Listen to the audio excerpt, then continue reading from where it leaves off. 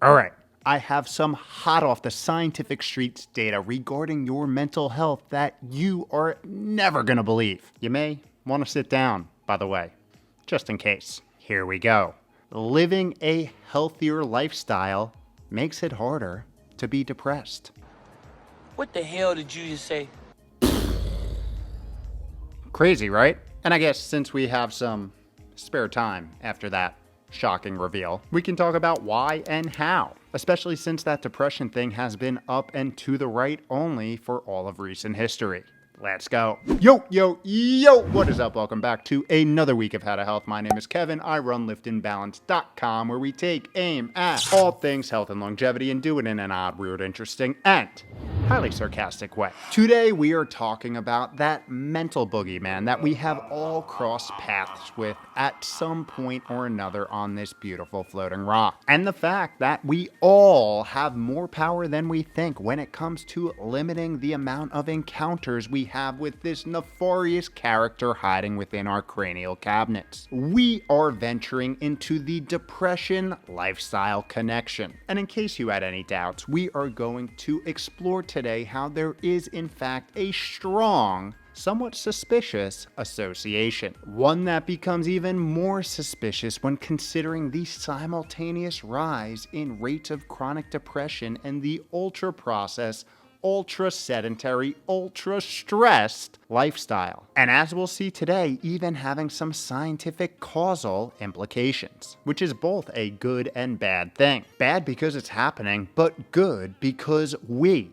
yes, us humans, have the power to deploy meaningful changes and take back control of our 5-pound mushy membrane for good. So we're going to review this new eye-opening data which just hit the scientific streets and spend the latter half of this powwow walking through key lifestyle changes, which will make it straight up harder to become depressed in the first place. Yes, physiologically and biochemically harder to have chronically bad mental juju flowing, which is one of my favorite ways to think about the pure power of prevention. Because let's be honest, we need all the help we can get, as modern day societal norms have stacked the odds against us in more ways than we can imagine, and created a severe depression problem. So let's talk about that real fast. According to the World Health Organization, about 1 in 20 adults experience depression. And if you're a human, or even if you're an advanced extraterrestrial life form posing as one, there's a good chance you've experienced feeling down in the dumps at one point or another. Feeling like complete and total garbage. Mentally fogged, physically fatigued, unmotivated, and even questioning your self-worth. These are the many signs of a depressive episode, and they are all a normal part of being human. A byproduct of having the most advanced, cognitively capable mind on the planet. What differs is each individual's ability to break through the episode and return to their functional baseline. And it's when these symptoms become your baseline for periods ranging from days to years that depression is diagnosed at the clinical level. A diagnosis that is anything but rare, as it affects over 200 million people worldwide. And here is the unfortunate reality of the situation. There isn't one clear answer to what it is and how it operates at the biological level. However, a few commonalities tend to be in the equation, including imbalance of hormones and neurotransmitters, genetic predispositions, emotional lifestyle factors such as stress, anxiety, and trauma, environment, both physical and social, lifestyle factors like diet, exercise, and sleep, and underlying metabolic dysfunction, or impaired cellular function due to a mix and match of all the aforementioned factors, making the dysfunction of the mind a true black box. However, the path to mental peace and, dare I say, content may be more straightforward than previously thought. Let's take a look at this new data. Researchers out of the University of Cambridge sought to investigate the relationships between lifestyle, brain structure, metabolic function, genetics, and depression. Examining data from nearly 300,000 people, 13,000 of which diagnosed with depression, with follow-ups extending over a 9-year period. From this, the team was able to identify 7 lifestyle factors which were linked to a lower risk of depression, including healthy diet, regular physical activity, good sleep, never smoking, low to moderate alcohol consumption, non-sedentary behavior, and frequent social connection. From here, researchers assigned individuals to one of 3 groups, based on the number of healthy lifestyle factors they adhered to. The groups being unfavorable, intermediate, and favorable. Here they found that individuals in the intermediate group were 41% less likely to develop depression compared to those in the unfavorable group, while the favorable group was 57% less likely to develop the condition. Damn! But what about those genetic factors? Well, researchers also examined the DNA of participants, assigning each a genetic risk score. This score was based off the number of genetic variants that an individual carried which have a known link to risk of depression. And they found that those who had the lowest genetic risk score were 25% less likely to develop depression than those in the highest group, which was interestingly a much smaller impact compared to lifestyle. Overall, the study found that a healthy lifestyle was associated with larger brain volumes in several regions involved in cognitive and emotional functions, including motivation, reward processing, and impulse control, while also being associated with reduced inflammation levels and better glucose regulation, both of which are widely known to play a role in the development and prevalence of depression and mental illnesses. With this, they concluded that a healthy lifestyle was able to mitigate the genetic risk of depression, once again displaying that prevention through daily habits, routines, and rituals is in fact the best strategy. So let's talk about how we can do just that. Like we touched on before, at some point or another, we will all come eye to eye with our mental boogeyman or boogie woman. The goal, at least in my eyes, is to dramatically reduce those encounters and do it through building daily routines which make it significantly harder at the cellular level for those negative vibes to become a constant in your life. A feat that so many intelligent walking apes on this beautiful floating rock have trouble doing. And as we just saw, lifestyle can help protect the brain from the underlying dysfunction which increases one's odds, likelihood, and probability of depression, and instead strengthening the brain regions which are involved in healthy cognitive and emotional regulation.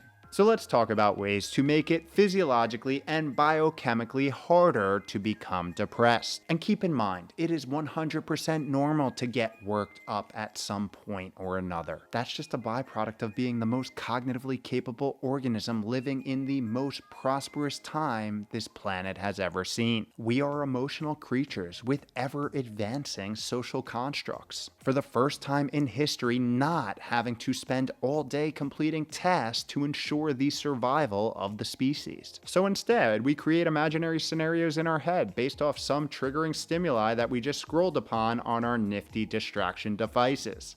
Pretend there's a phone there. So knowing what we know about the delirious effects of following the modern-day societal norms of ultra-processed eating, extreme sedentary behavior, chronically deprived sleep, non-stop stress, and a severe nature deficit, let's take back control of what we can control. First, with the table stakes. Things that you can control and do every day which positively affect the structure and biochemistry of your brain, shifting it to one which is more likely to chronically feel good, be more relaxed, and more optimistic.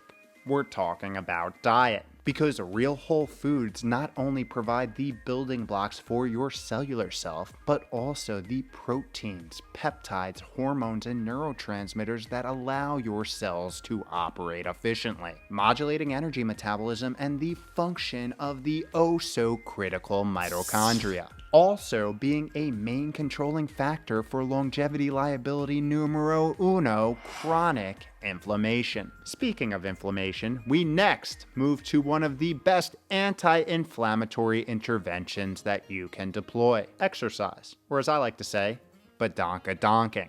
But not only does it do that, every time you move, you secrete bioactive compounds which change the structure of your 5-pound mushy membrane, priming it for creating new connections, improving blood flow, and leaving you with a mood-boosting natural high. You can thank little compounds called endorphins for that, while, might I add, increasing your likelihood for some high-quality circadian-aligned sleep, which is our next lifestyle factor, and potentially the bedrock for health and longevity as we know it. During the different phases of sleep, massive changes happen within the brain, changes tightly associated with memory, emotional health, cognition, and overall mental well-being.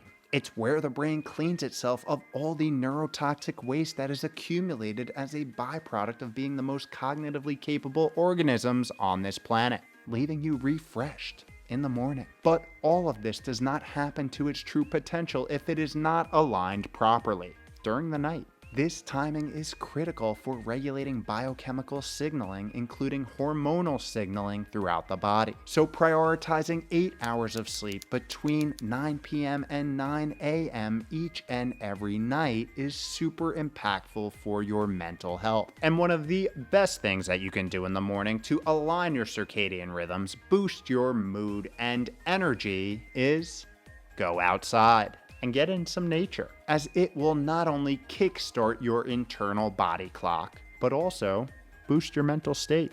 Almost every study that has looked into nature's effect on mental health has found that more time spent outdoors is associated with less anxiety and depression. Why?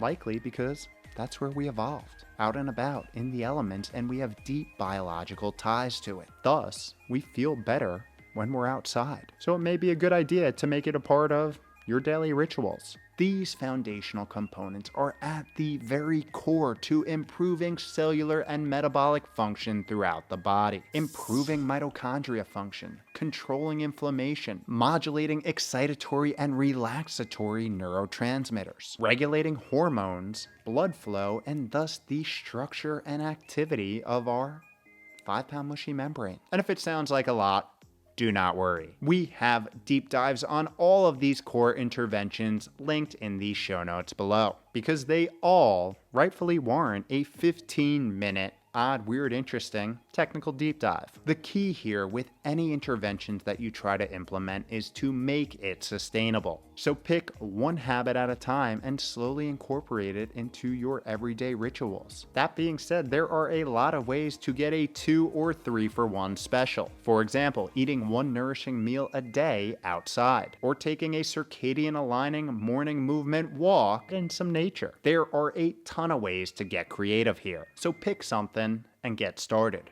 Remember, the art of doing is a powerful practice. I personally love the morning biohacking trifecta of hydration and heading outside for some light movement in the ambient sun, barefoot, touching some earth, proving that a hell of a lot can be accomplished in 15 strategic minutes. Time we can all find if we make it a priority. Now, venturing away from the table stakes, there are a number of other habits and interventions that have shown great promise in elevating peace of mind. One of my favorites is the practice of becoming a better observer of your thoughts. Taking a few minutes, 1, 2, 5, 10, whatever you can spare, and simply sitting still, observing your thoughts as they enter and leave. Yes, it may sound familiar, like something called meditation or mindfulness, because it is. And a practice like this has been shown to induce beneficial effects on so many levels. But in this context, it helps you baseline your mind, identify your triggers, and document what type of pent-up repetitive thoughts may be behind certain stress-inducing tendencies. Our mind is the sole and most important thing that we have control over in this world, but left to its own devices without having a framework to ingest the external world in a way which promotes inner peace and prosperity is a dangerous game. A positive mindset is like a muscle. You gotta exercise it. So setting subtle reminders throughout your day may be a helpful practice. Maybe it's a positive note on your morning alarm or calendar. Repeating values that you want to identify with during your morning meditation. Journaling or verbalizing what you're grateful for. Sending good vibes someone else's way. Or simply reminding yourself to take things for what they are. Letting each situation pass through you. Sleeping on it and addressing them with no emotional baggage the next day. This is all easier and more impactful when you combined it with creating distance from those triggers which are designed to entice a strong emotional response. Things like the 24/7 news cycle, social media feeds, toxic relationships, people, and even jobs. As we know from all our other powwows and the data we just reviewed today, the environment that we place ourselves in is a big modulator of both present-day health and long-term longevity. So why wouldn't you want to make yours as friendly as possible? Control what you can control. Remember, things are typically neither as good or bad as they seem. Know that change doesn't happen overnight. It happens over many nights. So be patient and be kind to yourself along the way. The cool thing is that healthy habits tend to build on one another and compound over time like interest in the longevity bank. But you must first break free from the dysfunction driving norms that society has ingrained in you since you were a wee laddie or ladette. The norms which have so ironically risen side by side with the mental health crisis. So use your 5-pound mushy membrane, which you have been luckily equipped with, and take back control. Rebel against the societal norms and own your outcome, because that is the result of owning your health. Otherwise, you may find yourself locked in a glass case of emotions for decades and not even notice it. I'm in a glass case of emotion! And that doesn't seem like fun now, does it? So go own it.